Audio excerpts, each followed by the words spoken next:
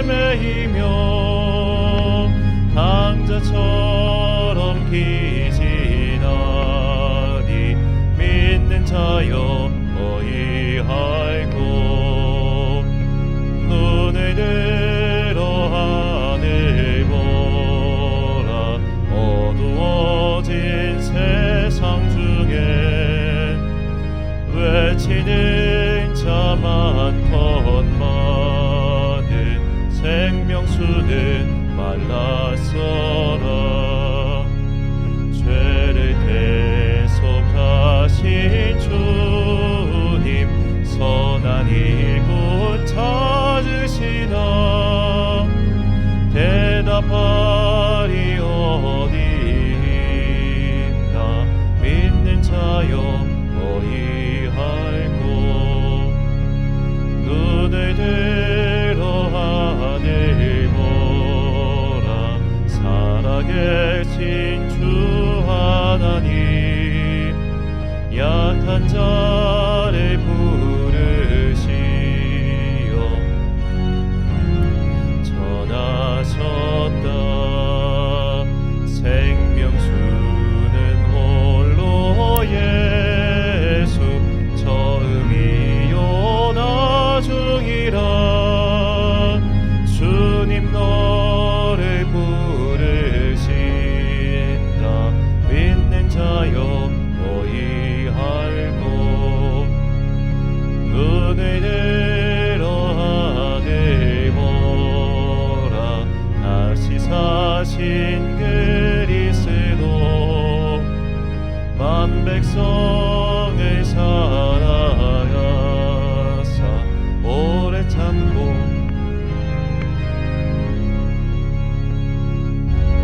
하신 우리 구주 의의 심판하시는 날 곧 가까이 임하는데 믿는 자여 너희 알고.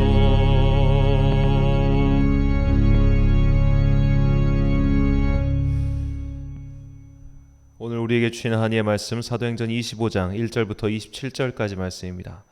사도행전 25장 1절부터 27절까지 말씀 이제 봉독하겠습니다. 하나님의 말씀을 경청하십시오. 베스도가 부임한 지 사흘 뒤에 가이사랴에서 예루살렘으로 올라가니 대제사장들과 유대 사람의 지도자들이 그에게 바울을 고발하였다. 그들은 그에게 줄곧 졸랐다. 그들은 그에게 제발 바울을 예루살렘으로 불러 올리라고 간청하였다. 그들은 길에 사람을 매복시켰다가 바울을 죽일 계획이었다. 그러나 베스도는 바울이 가이사랴에 무사하게 감금되어 있다는 말과 자기도 곧 그리로 가겠다는 말을 한 다음에 그러니 만일 그 사람에게 무슨 잘못이 있거든 여러분 가운데서 유력한 사람들이 나와 함께 내려가서 그를 고발하시오 하고 말하였다. 베스도는 예루살렘에서 여드레인가 열흘인가를 지낸 뒤에 가이사랴로 내려가서 이튿날 재판석에 앉아서 바울을 데려오라고 명령하였다. 바울이 나타나자 예루살렘에서 내려온 유대 사람들이 그를 애워싸고 여러 가지 무거운 죄목을 걸어서 고발하였으나 증거를 대지 못하였다. 바울은 나는 유대 사람의 율법이나 성전이나 황제에 대하여 아무 죄도 지은 일이 없습니다 하고 말하여 자신을 변호하였다. 그러나 베스도는 유대 사람의 환심을 사고자 하여 바울에게 묻기를 그대는 예루살렘으로 올라가서 이 사건에 대하여 내 앞에서 재판을 받고 싶지 않소 하였다. 바울이 대답하였다. 나는 지금 황제의 법정에 서 있습니다. 나는 여기서 재판을 받아야 합니다. 각하께서도 잘 아시는 대로 나는 유대 사람에게 조금도 잘못한 것이 없습니다. 만일 내가 나쁜 짓을 저질러서 사형을 받을 만한 무슨 일을 하였으면 죽는 것을 마다하지 않겠습니다. 그러나 나를 고발하는 이 사람들의 고발 내용에 아무런 근거가 없으면 어느 누구도 나를 그들에게 넘겨줄 수 없습니다. 나는 황제에게 상소합니다. 그때 베스도가 배심원들과 협의하고 그대가 황제에게 상소하였으니 황제에게로 갈 것이오 하고 말하였다. 며칠이 지난 뒤에 아그리빠 왕과 버니게가 베스도에게 인사하려고 가이사랴에 왔다. 그들이 거기서 여러 날 지내는 동안에 베스도는 바울에 대한 고발 사건을 왕 앞에 내놓고 말하였다. 벨릭스가 가두어둔 사람이 하나 있는데 내가 예루살렘에 갔을 때에 유대 사람의 대제사장들과 장로들이 그를 고발하여 유죄 판결을 청하였습니다. 나는 그들에게 대답하기를 로마 사람의 관례로서는 피고가 원고를 직접 대면해서 그 고발한 내용에 대하여 변호할 기회를 가지기 전에는 그 사람을 넘겨준 일이 없다고 하였습니다. 그래서 그들이 여기와 함께 왔으므로 나는 조금도 지체하지 않고 그 다음날 재판석에 앉아서 그 사람을 불러오게 하였습니다. 원고들이 일어나서 그를 고발할 죄목을 늘어놓았지만 내가 짐작한 그런 악한 일은 하나도 없었습니다. 그들의 그와 맞서서 싸우는 몇몇 문제점은 자기네의 종교와 또 예수라는 어떤 죽은 이에 관한 일인데 바울은 그가 살아있다고 주장하였습니다. 나는 이 문제를 어떻게 심리해야 할지 몰라서 바울에게 예루살렘으로 가서 이 사건으로 거기서 재판을 받기를 원하는지를 물어보았습니다. 그러나 바울이 황제의 판결을 받도록 그대로 갇혀있게 하여 달라고 호소하므로 내가 그를 황제에게 보낼 때까지 그를 가두어 두라고 명령하였습니다. 아그리빠가 베스도에게 말하기를 나도 그 사람의 말을 직접 들어보고 싶습니다 하니 베스도가 내일 그의 말을 들어보십시오 하고 대답하였다. 이튿날 아그리빠와 버니게가 위엄을 갖추고 나와서 고급 장교들과 그 도시의 요인들과 함께 신문 장소로 들어갔다. 그리고 베스도의 명령으로 바울을 끌어냈다. 그때 베스도가 말하였다. 아그리빠 임금님 그리고 우리와 자리를 같이 하신 여러분이 보시는 대로 이 사람은 예루살렘에서나 여기서나 모든 유대 사람이 그를 이 이상 더 살려두어서는 안 된다고 소리치면서 나에게 청원한 사람입니다. 그러나 나는 그가 사형을 받을 만한 아무런 일도 하지 않았다고 판단하였습니다. 그런데 그는 스스로 황제께 상소하였으므로 나는 그를 보내기로 작정하였습니다. 나는 그와 관계되어 있는 일을 황제께 써올릴 만한 확실한 자료가 없으므로 여기서 그를 신문해서 내가 써올릴 자료를 얻을까 하는 생각으로 그를 여러분 앞에 특히 아그리빠 임금님 앞에 끌어다가 세웠습니다. 죄수를 보내면서 그의 죄목도 제시하지 않는다는 것은 이치에 맞지 않는 일이라고 생각합니다. 아멘. 집요한 미움에 대하여란 제목으로 하나님의 말씀 선포하겠습니다. 이 집요하다라는 말은 고집스럽게 끈질기다는 뜻입니다. 이 집자는 이 죄수의 손에 수갑을 채운 모습을 그려서 잡다는 뜻을 표현했고 이 요는 손수변과 어릴 유자를 합하여 우기다, 고집스럽다, 꺾다, 누르다의 뜻을 가졌습니다. 어린이의 손목을 비틀고 끌고 가는 의미라고 생각하면 되겠습니다. 이처럼 집요라는 말은 상대를 누르고 억압하면서 괴롭히며 손에 쥐고 놓지 않는 것이라고 할 수 있습니다. 그래서 집요하다, 집요하게 등의 표현은 별로 긍정적인 상황에서는 사용하지 않습니다. 집요하게 남을 괴롭힌다거나 집요하게 누군가를 쫓아다닐 때 그런 부정적인 상황에서 많이 사용하는 단어지요. 그것도 이성적이지 않고 상식적이지 않은 좀 부정적인 상황을 묘사할 때 집요하다라는 말을 사용합니다. 좀 긍정적으로 사용하는 경우는 거의 드물지만 경찰이 집요하게 범인을 쫓았다 이 정도밖에는 나온 게 별로 없더군요. 이런 집요함은 욕망의 발로이며 그것도 뒤틀린 욕망의 분출입니다. 그러니 집요한 사람, 집요한 행동을 하는 사람은 기본적으로 정상이라고 보기 어렵지요. 유대인들이 바울을 죽이려 한 것은 집요함 그 자체였습니다. 오늘 본문 2절과 3절 말씀입니다. 대제사장들과 유대인 중 높은 사람들이 바울을 고소할세 베스도의 호의로 바울을 예루살렘으로 옮기기를 청하니 이는 길에 매복하였다라 그를 죽이고자 함이더라. 자, 유대의 총독이 벨릭스에서 베스도로 바뀌었습니다. 그 2년 동안 바울은 연금 상태였죠. 사람과 만나는 것에는 어느 정도 자유가 있었지만 거주지 이동의 자유는 없었습니다. 하지만 이 시간은 바울이 유대인의 칼날을 피할 수 있는 시간이기도 하였습니다. 우리가 지난 시간 살펴본 사도행전 23장을 보면 바울을 죽이기 전까지는 먹지도 마시지도 않겠다고 결단한 사람들이 무려 40여 명이나 되었습니다. 이들이 바울을 죽일까 봐 천부장 루시아는 보병 200명, 기병 70명, 창병 200명을 동원하여 바울을 가이사랴까지 호송하였습니다. 이런 소동이 일어난 지 2년이 지났습니다. 2년 정도면 이제 잊을만도 하겠죠? 왜냐하면 바울이 그들에게 원수를 진 것도 아니고 그들에게 직접적인 피해를 준 것도 없습니다. 개인적인 원한을 가진 것도 아닌데 2년 동안 벌써 죽이려고 했던 사람들이 그 마음을 좀 누그러뜨릴 수 있지 않을까요? 그러나 유대인들, 특히 대제사장을 비롯한 유대인의 높은 자리에 앉아있는 자들은 바울을 죽이려 하였습니다. 바울을 이송하는 중 급습해서 그의 목숨을 취하려 꾀를 낸 것이죠. 이런 집요한 계획을 세운 자가 대제사장입니다.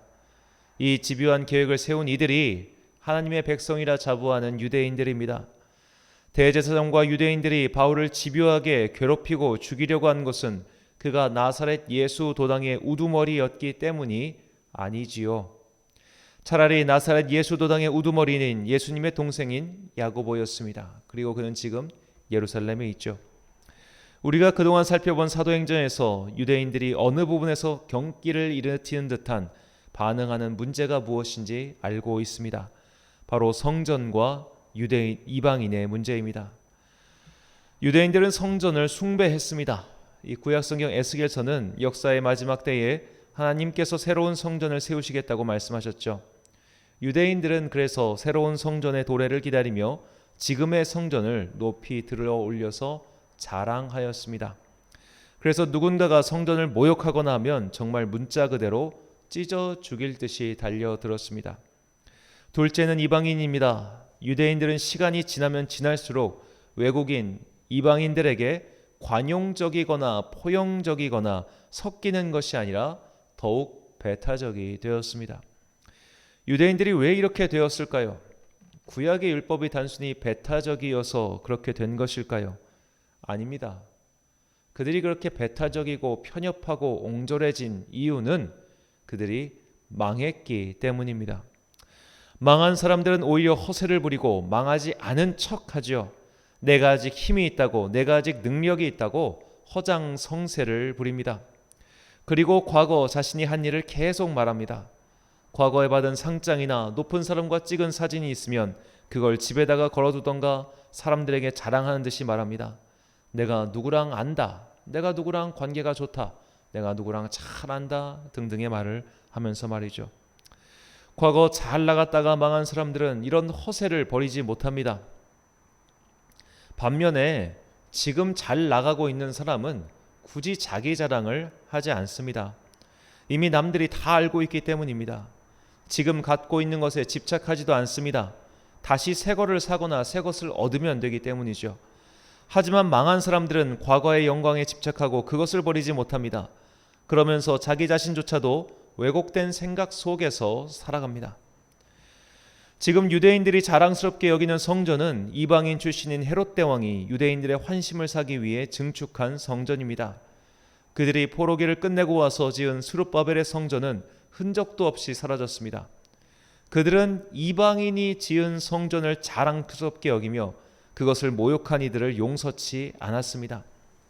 마치 과거의 영광에 집착하는 망한 사람이 누군가 그 영광에 대해 야 그게 뭐야 라고 비웃자 눈이 돌아서 행동한 것과 마찬가지죠.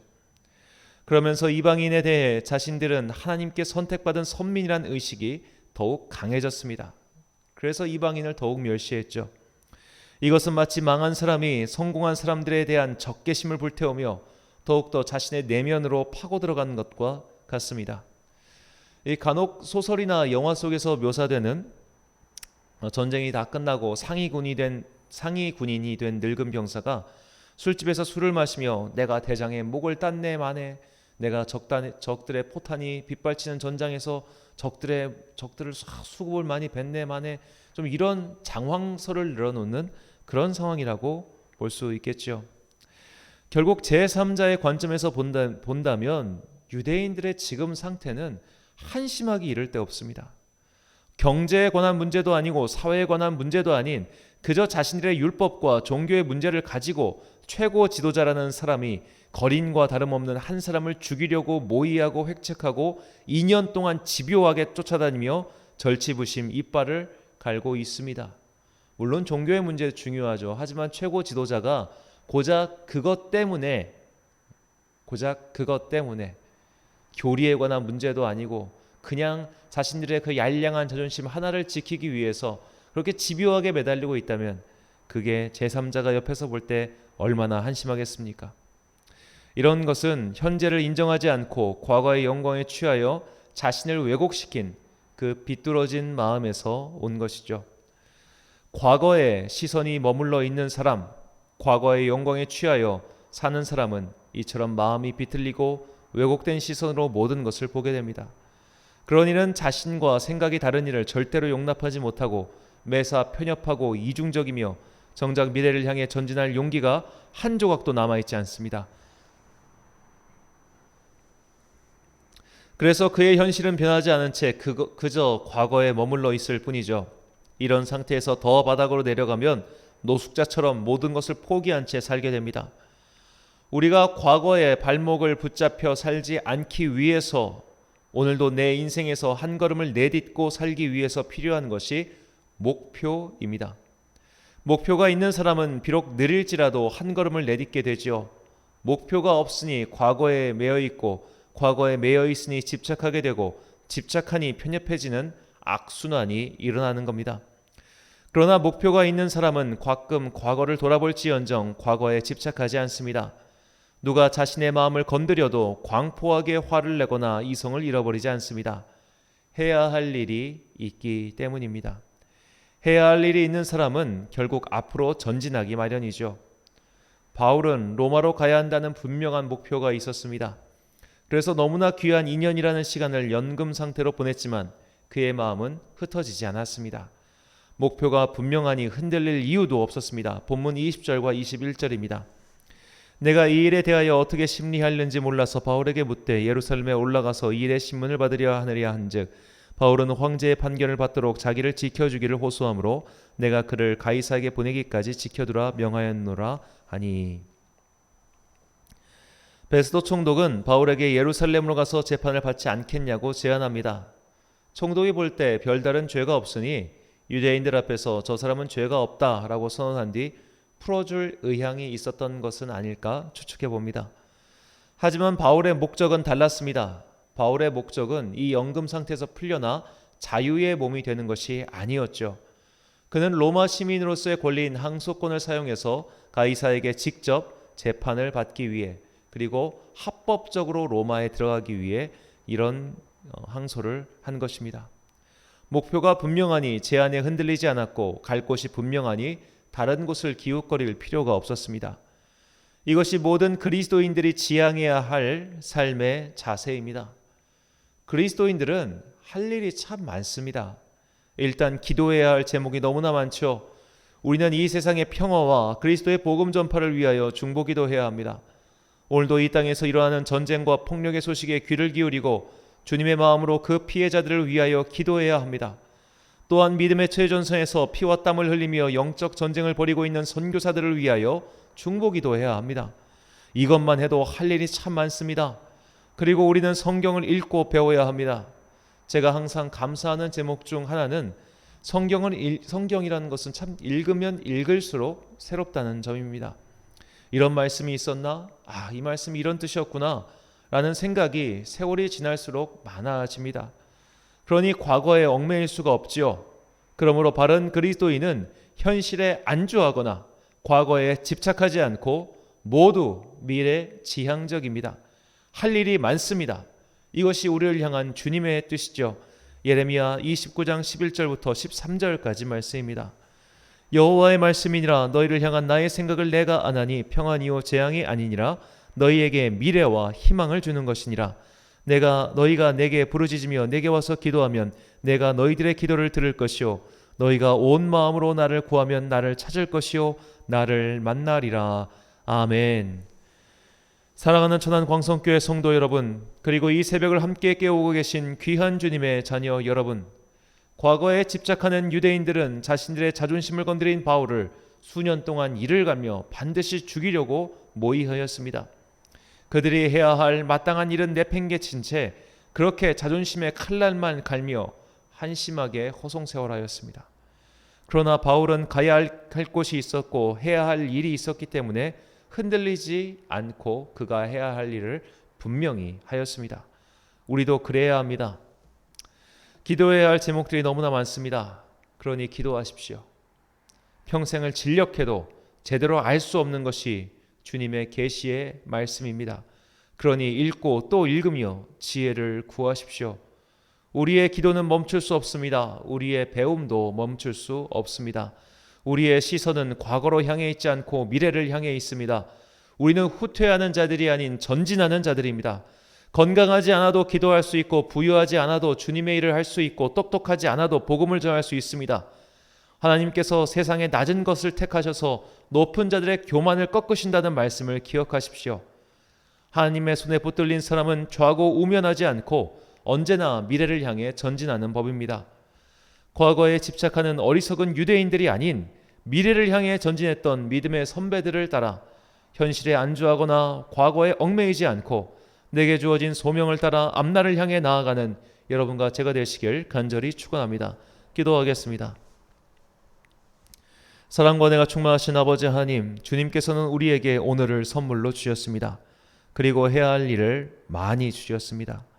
우리의 영적인 눈이 어두워 그 소명을 깨닫지 못하고 있다면 이 시간 이후 주님께 간구하는 백성들의 영적 눈을 열어주셔서 각자의 소명을 발견하게 하옵소서. 추운 날씨가 계속되고 있습니다. 우리 성도들의 안위를 지켜주사 맡기신 소명을 잘 감당하는 자녀들이 되게 하옵소서.